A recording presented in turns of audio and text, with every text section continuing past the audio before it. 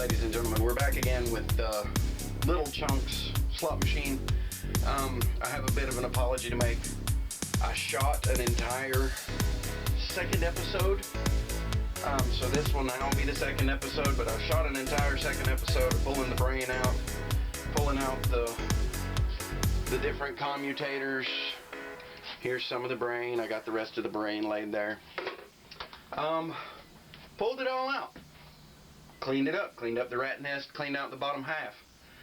Unfortunately, while editing, it got corrupted. So, we don't have anything to show for the second episode, but this is going to be the second episode, so just bear with me. Sorry about that, but you'll see me put it all back in.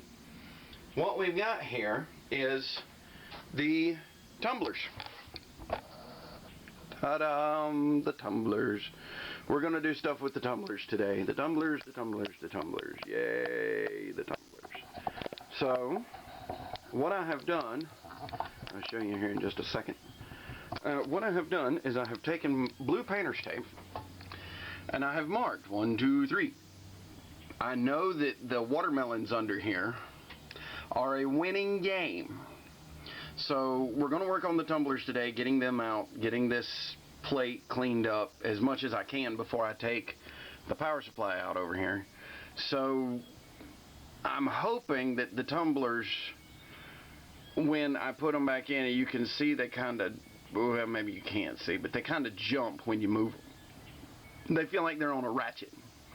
So I'm hoping that that means that that's how it tells whether you're on a winning slot or not, but we will see. Like I said, I've got them marked 1, 2, 3 so that when I put them back, I can put them back in the same orientation that they are now, and hopefully it won't screw anything up. I hope, I pray. I pray, I hope, I pray, I hope, I pray, I hope. And we might actually find out what this blue lever up here does. And I think I've found through the research that I've done that this board right here controls these buttons, the stop buttons.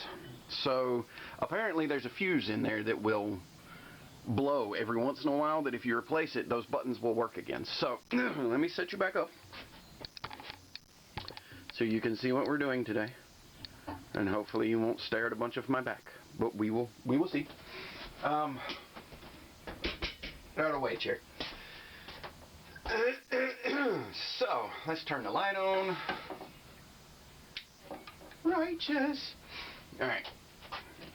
So what I'm thinking is pull the modules out. Make sure that the connections are good, which we know these are good because we watched it run in the first video. We watched it run, we watched it go through its thing. That, you can tell that right there is broken. So that immediately says that this is when this was worked on before. Somebody broke that. Yeah, it's not even, it's just hanging there. The good thing about these plugs is you don't need that hook to make sure that it stays in there as long as nobody is in here messing with it. If somebody starts messing with it, then you're going to unplug that and it's not going to work anymore. So anyhow, yeah, that little lever, that hook, that latch right there, that security lock is broken. Let's see if I can get the rest of these off without doing the same thing. There's one. And come on. There's another one. Alright, there we go. All three of the tumblers are undone. Now then, from what I can tell, this thing should come out as one unit. And if I take this screw loose, this whole thing should slide forward. Don't quote me on that. It should, but I don't know. So, not the best thing in the world to use. Like, I love Milwaukee, but their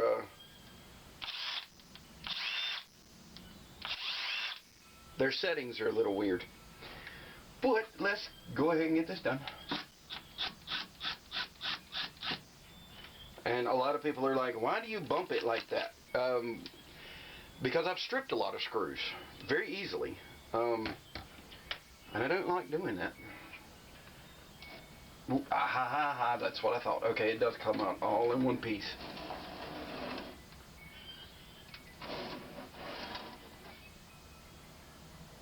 And it appears that this thing has never been removed. Since it was built, it's never been removed, which is fine. That will allow me to easily clean the rollers, clean the tumblers. But yeah, apparently there's settings in there, inside the motors, inside these, that tell the computer what's a win and what's not a win. What's a not a win? I don't know why that went that way. But what's a win and what's not a win. So, I like that. I can clean these now easily without having to worry about things. I may have to, once we put it back in and we run it, I may have to adjust them so that they line up in the windows. But other than that, I don't think I need to mess with the mechanics themselves. I do, like I said, I want to take the incandescent bulbs out, the regular light bulbs, these guys. I want to take the light bulbs out, and I want to replace them with LEDs. Now, I have spoken to a few people. LEDs are good in the long run, but they are not easy to change over from incandescent bulbs, which is what these are, and these work. There's a few of them that are showing their age, right? So they'll probably burn out in the next few weeks or a few years. But supposedly not easy with this kind of board setup to swap these from incandescent to LEDs. I don't know. You should be able to come in here, put the LEDs across this.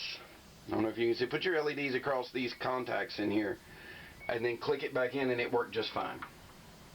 I don't know. We will see. That's a further project for further on down the road. I am tempted to go ahead and put these brackets back, except for this one. This one I cleaned up off camera. Well, not off camera, but in the second episode. I'm tempted to go ahead and paint these and put them back, just because I don't want things lying about that could get lost. Thinking about that. Now, I am making a clean pile. Stuff that needs to be cleaned. Stuff that needs to be gone over. I want to get the mechanics and the electrical done first. Then I'll go through the clean stuff, and then we will reassemble this thing, get it looking good, and get it running. But as of right now, I just want to take things apart. So, pardon me for a minute. You're going to see me disappear. We're going to put the tumblers down here in the floor. Oh, because they do look good. Overall, they look great.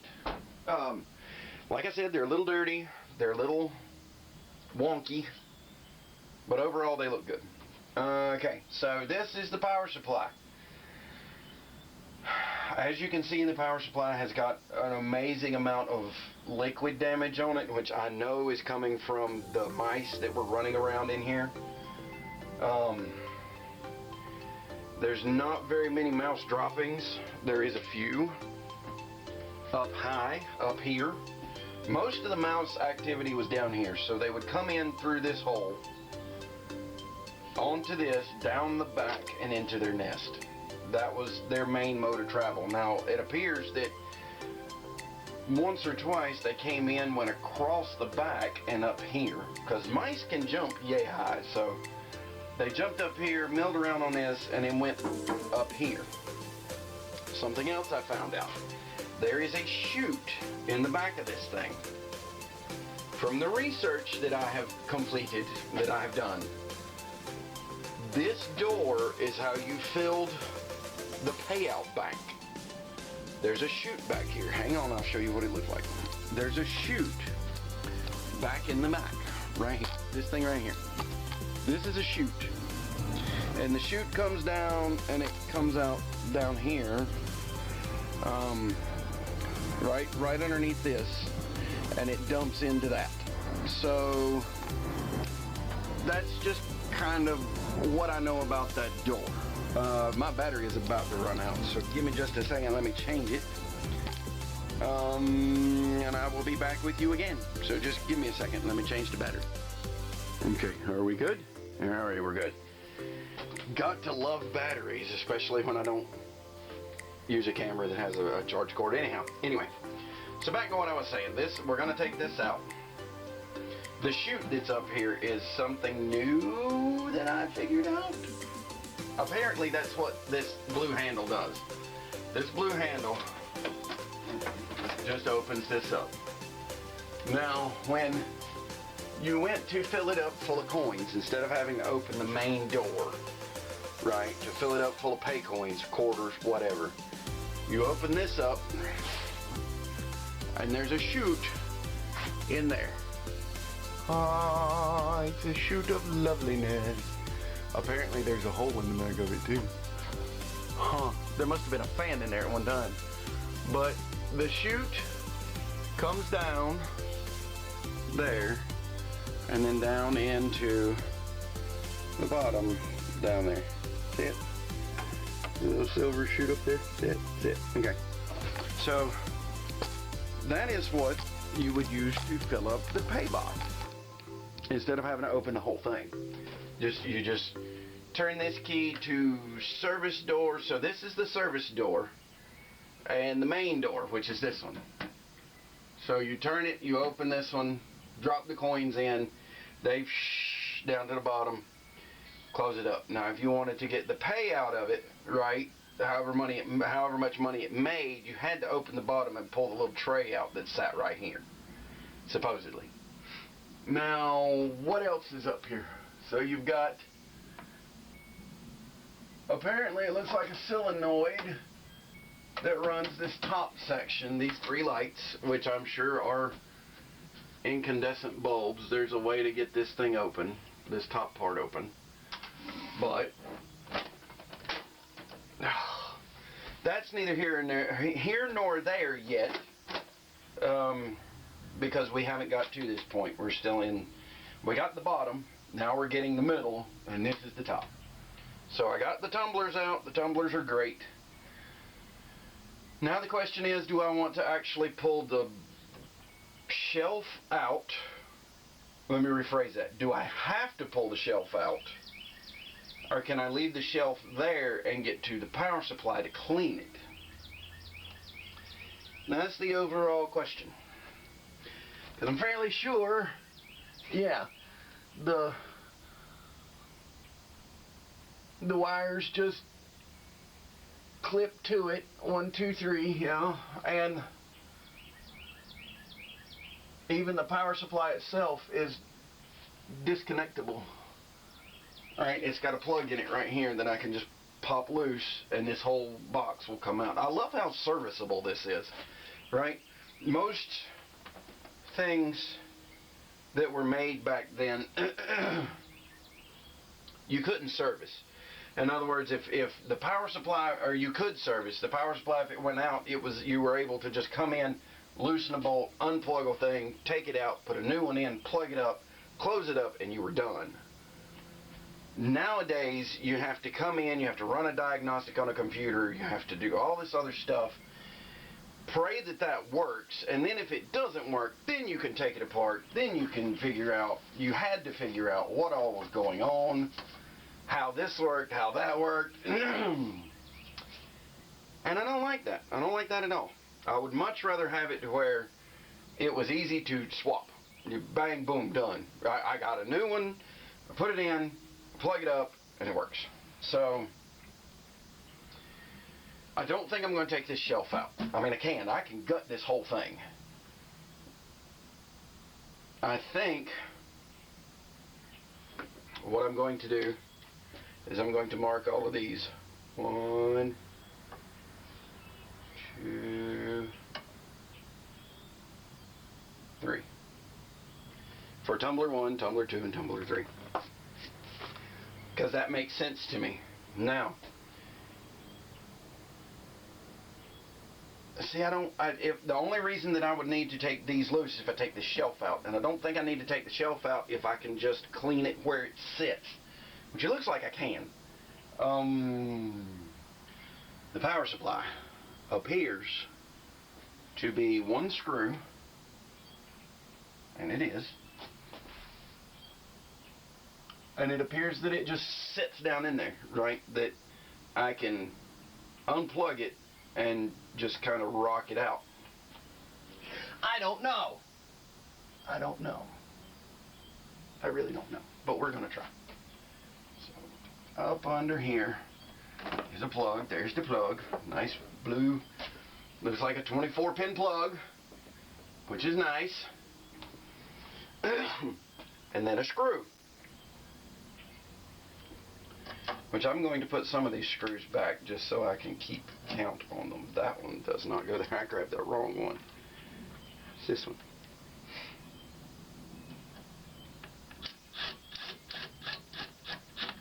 Okay. Just snug. I don't know why I put that down. I'm getting nervous. I'm getting nervous about taking this thing off.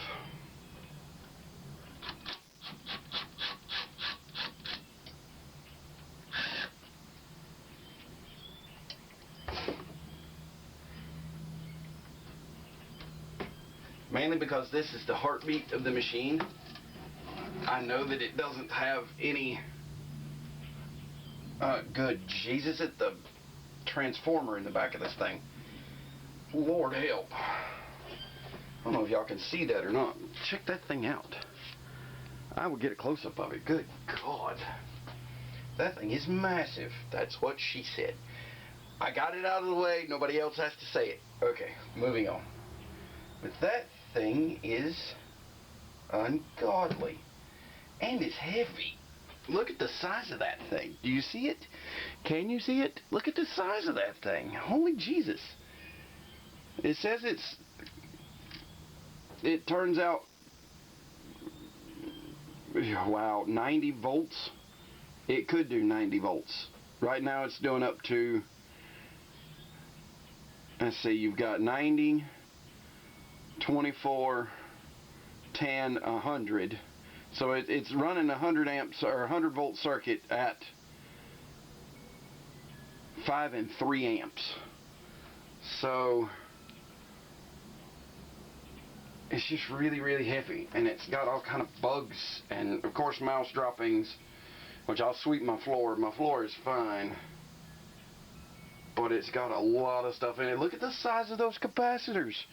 Those capacitors are huge. 50 volt, 12,000 mufarads. Jesus, and there's two of them. You've got fuses here, which is great, right? Trip breakers. These are all breakers, which is wonderful. I like that.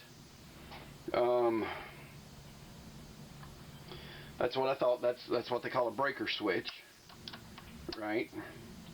It's a breaker and a switch put together. It's a breaker switch. Yeah, this is just a fairly straightforward board. I do like how, okay, you see this? This is something else I like about these guys, about older machines. This thing is wired up and plugged straight into here. So if this goes bad, this burns out, this breaks, I can take it out and plug in a new one. I like that kind of simplicity, that kind of forward thought of this is going to break. I like, right? And if it does break, we're not telling somebody, oh, it broke, now you have to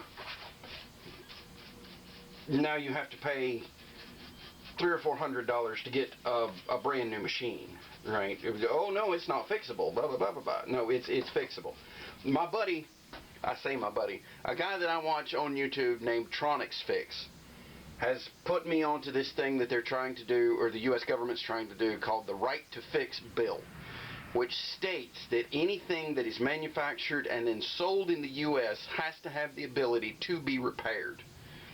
Which means a place like Verizon or Nintendo or these guys or anybody else that does anything that's new has to sell parts, pieces, and make it to where a Joe Blow like me, not even like me, because I've got an associate's degree in engineering, somebody that doesn't know anything can get these things, oh no, it's broken, and I can go pick the parts up and I can attempt to fix it. Now, if I fuck it up, it's on me. That's one thing that they're trying to do is okay, well, if you break it, then the warranty's out. Well, that's fine, right? You put on there, if this is open, warranty is void, which I can understand, right? If you open it, the warranty is void, because you don't know as a manufacturer what the customer has done to break it. You don't know if it was broken beforehand or it broke when they were trying to fix it and then they sent it to you. I get that. But you had all these tiny little shops and tiny places that were doing things like repairs, that repair shops went out because you couldn't repair anything. You couldn't get the pieces. You couldn't get the parts. And in order to get into it to fix it, you had to break it to fix it, right? It used to be that, and I'll use this as an example. This is a aftermarket DeWalt battery. Used to be they didn't have screws in them. I bought this secondhand. The guy knew it was broken. He said, I don't know if you can fix it, but you take it. You see if you can. Beforehand, these were welded together. You couldn't get them off. You had to break the shell to get into it. Well, once you broke the shell, you couldn't put it back together. Even if you put super glue on it the first time you dropped it, it would just fall apart. Then they started with this whole right to fix bill, and it started trickling down. It started back in 2008, I think, where it started trickling down, and people started going, okay, well, they're going to pass this. We have to give them the ability to fix it. We can put parts places out there that you take your battery, they fix it, and they give it back to you. That's fine. We need to start putting screws back in things so that it can be taken apart. I love that idea, especially for makers and tinkerers and guys like me. Now we can take stuff apart and work on it. What the bill is for is to force everybody to do the same thing, because Verizon still does it, Samsung still does it, LG still does it, right? They make it to where you have to use a technician to fix it. What the bill is for is to force them to make parts publicly available so that anybody can fix it if they want to. They don't have to pay a technician to come out and fix it, which shouldn't be that way in the first place. It just shouldn't, right? You should not have to force me to get a technician to come out to do things that I should be able to do. Like, oh no, it's a battery. Well, then fix it. It's a battery. Well, I can't because I don't have the technician's license and I don't have this. And the technician is the only one that can get a hold of the parts, and the technician is the only one that can get a hold of this, and the technician is the only one that can get a hold of that. That's not the way it should be. It should be, you know, if I want to fix it, I should be able to fix it. Now, and the same thing goes for cars nowadays, right? Dust. If I want to fix my car, I should be able to go get the parts for any piece of it and fix it. I should not have to take it to a dealership. I should not have to take it to a mechanic unless I want to. Now, if you want to take it to a mechanic and you want to take it to a dealership and you want to take it to all these places and get somebody that's quote unquote a professional to do it, then fine, right? Do that. But if you want to try and fix it on your own, you should have the ability. You should have the chance without having to incur some big cost, right? Because right now, if I was, say I was to call GM, I need an ECU for my car, right? If I'm not a dealer or I'm not a certified ASE mechanic, it's going to cost me twice as much as it would if I took it to a mechanic. Because you put in your ASE mechanics number, which is a certified mechanic, you put that number in and they give you a discount. Or if you don't put that number in, then you just have to pay full price plus some, which is dumb. And that's what the bill is trying to stop. Now, let's see if I can get a little cleaning action here now that I've ranted and raved for 20 minutes about stupidness that we really shouldn't have to put up with. And yes, I'm using a wire brush because And I should be wearing a respirator and this, that, and the other, and I know that people are going to fuss at me, and you're not doing that, you're not doing it right, you're putting shit in your lungs, and da-da-da-da-da. I know. But, as I said in the last episode, do as I say, not as I do. Now, we're going to hit this with a little bit of acetone, which probably is not right. There's somebody out there screaming somewhere, no, don't! Well, I'm going to do it because I know acetone will clean anything. Is it going to corrode it? I hope not. Will it remove the rat pee? Yes. Will it make things easier to see? Sorta. Probably not really, but sorta.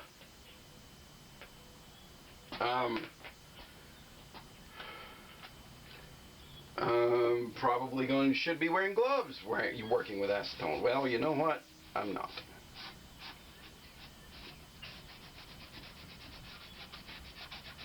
The corrosion that is here bothers me.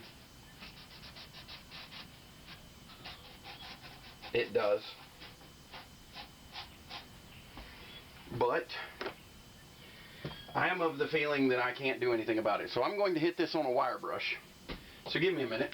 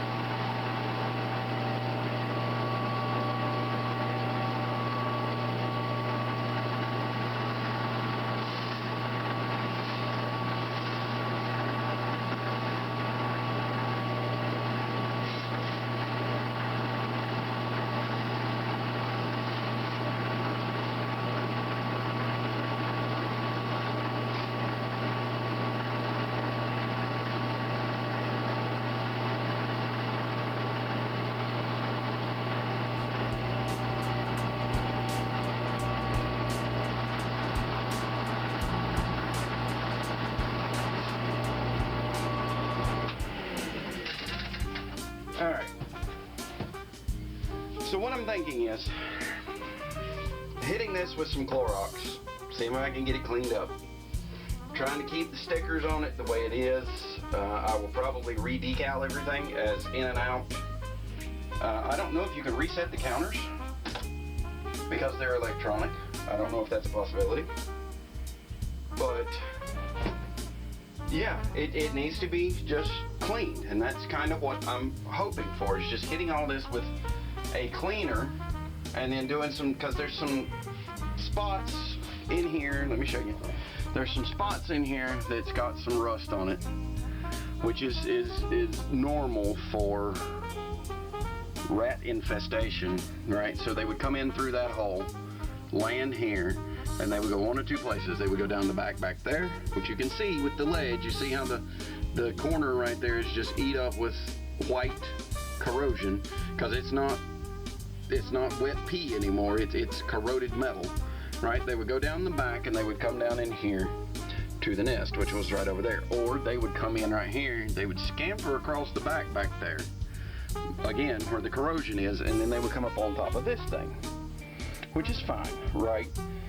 The pee that would dribble down in there would hit things and it would corrode them, but it wouldn't corrode them that bad.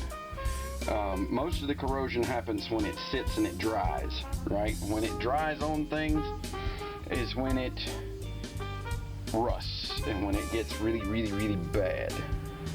So I'm thinking that the good part is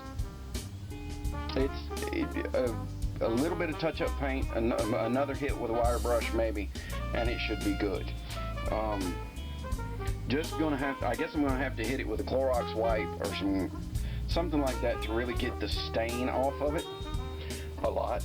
But other than that, I mean, you can look in here, you can see over there on the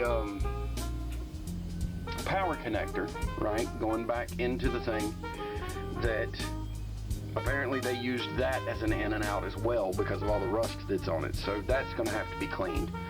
I believe I'm going to redo the wire. I'm going to put a ground on it. Just because I don't like this thing operating without a ground. I mean, sue me, but I don't like it operating that much without a ground. I just don't. But we will see. So that's it for today. That's all for what we're going to do for today. But as I said before, it's not required that you like or share or subscribe or anything like that, but it is much appreciated if you do. I'm going to keep plugging away on this thing. You'll see it in episode 4, but yeah, we're headed toward some really cool stuff, so stay tuned. Thanks, guys.